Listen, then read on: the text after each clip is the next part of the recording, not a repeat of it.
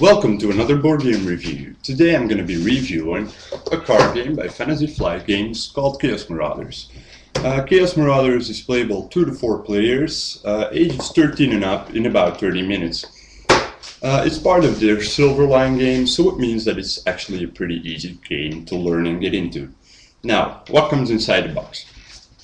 First off, you get the rulebook, which does actually a pretty good job at explaining the rules, but it's a very simple game. So cards refer in this book. This refers to all the cards in the game and special conditions that might arise when you play certain combinations. You get 4 player maps. I already have one laid out here. These you'll use to play the game. Of course, you get a bunch of cards because it's a card game and you can't play card games without cards. You also get this bag of counters. I'm just going to be putting one aside, and of course a 6-sided die. So, how does the game actually play?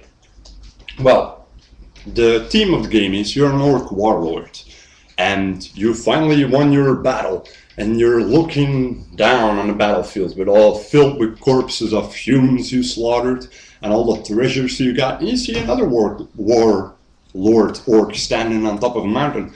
And he's got more treasure than you do. So now you start fighting each other to be the ultimate orc warlord. That's about it. Now the game plays. This is your board, which is divided into different sections. And you can make 3 battle lines. One on top, one in the middle, and one on the bottom. The way you do this is every turn you draw a card. If you ever draw a card you already have, you can still place it in a different battle line, not in the same one that you already have the card in. If you draw a green, and then your turn ends. If you draw a green card, your turn ends. Or if you draw a card that you don't want to have, you can discard it and your turn ends. So let's take a look. You have your musicians. This is a hobgoblin musician. You place them on the left side of the board.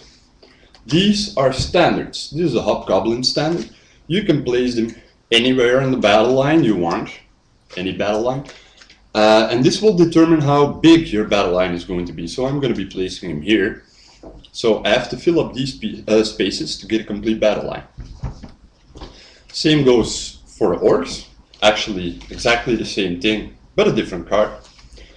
They're an exception to the rule that if you draw a double, it doesn't automatically end the turn, only if you draw a third one and you can't place it anymore. The Horned Rat standard is the same thing as a normal standard, only the battle line that it's in, the other player can attack it. Then you have a lot of different troop cards. These are the Crummy Snotling Slave, which nobody likes because they don't do nothing. These are your normal troops: Patna Suicide Squad, Grievous Dirt Balls, Claws of Malal. These you use to build up your battle lines. They range in different strengths. Now, this one is a special one, Bosom Pick Stickers. Lets you discard a purple card from another opponent's battle line. So that's the way you can make a complete battle line, an incomplete battle line again. Now this one that I just played is the Blackscap Plague Lords. It's the only card where you can play more than one of the same kind in a battle line. Why? Because the Blackscap Plague Lords are only worth 2 attack points, but if you play 2, they're going to be worth 4 attack points each. If you play 3, 6, and so on. The Shaman of Ah, or as the orcs like to say it, I guess. If you place him in a battle line and you have an idol in one of your battle lines at the end of the game, it's worth 90 victory points. And you get to attack with the same complete battle line twice. So this battle line is complete, so I'll explain how you attack. You count up your total value of points. Let's say this is 15, and you can attack an opponent's incomplete battle line. So, but it's got to be worth less than the points you have in your battle line. So let's say another player has a battle line worth 12, you attack it. The way you do this is you roll the die.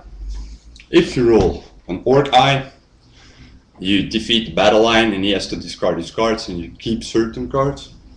If you draw the chaos symbol, you lose your battle line, routes, and the opposing player gets to keep some of your cards. This one is a special one. It's the Chaos Marauder himself. That's what the game is named after.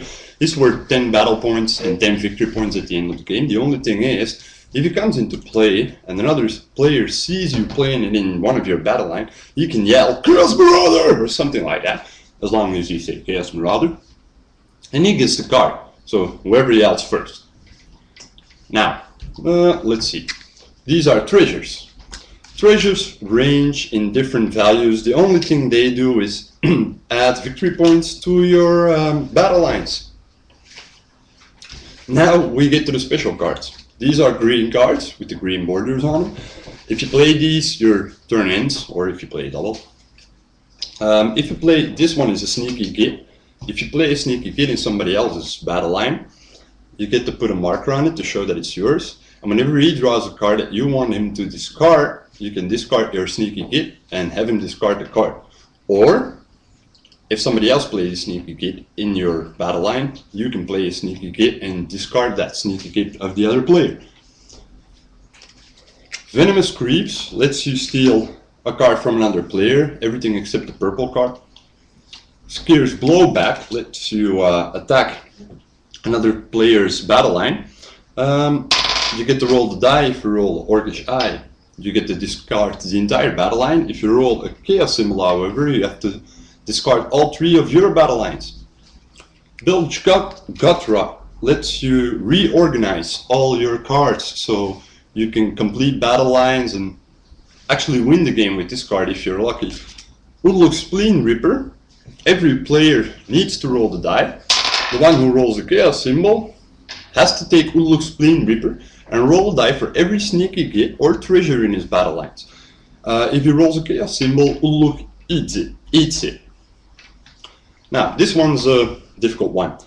Dagrom Flail Breath. Man, that's a hard name to pronounce. If you get this card, you need to roll the die 4 times. If you roll a chaos symbol on the first roll, you need to discard every 3rd card. So 1, 2, 3, 1, 2, 3, and so on and so on. If you roll it on the 2nd time, every 4th. If you roll it on the 3rd, every 5th. If you roll it on the 4th, every 6th card. The Idol, he's worth 90 victory points if you have the Shaman of Ah. If you don't have the Shaman of Ah, you have to roll the die at the end of the game 6 times. If you roll the Chaos Mark 1 time, he's worth negative 90 points. Now we get to the most important part. Well, not most important, but they're worth a lot of points at the end of the game. You have your War Machines. War Machines are composed of different cards, which you have to play in a certain order, as you can see at the bottom of the card. So this one is a bomber, and it's made up of 3 cards. These 3 cards you play in the order shown on the card to make a complete war machine. If another player draws the crew and you have the parts of the machine, then he gets the parts. So also with the Venomous Creep, you can take the bomber crew and then all the rest of the bomber comes with it. Do I like the game? Well, I actually do like the game. It's very random, but it's a lot of fun and it plays really quick. It's actually a very good 2-player game. It's not complicated, it's just drawing cards and playing cards. There's not a lot of tactic involved. It's not that like if you're the better player you're always gonna win. That's not the case with this game. So I really like the game. It has a really funny feeling to it, very humorous if you like Warhammer settings. If you don't, stay away from this one.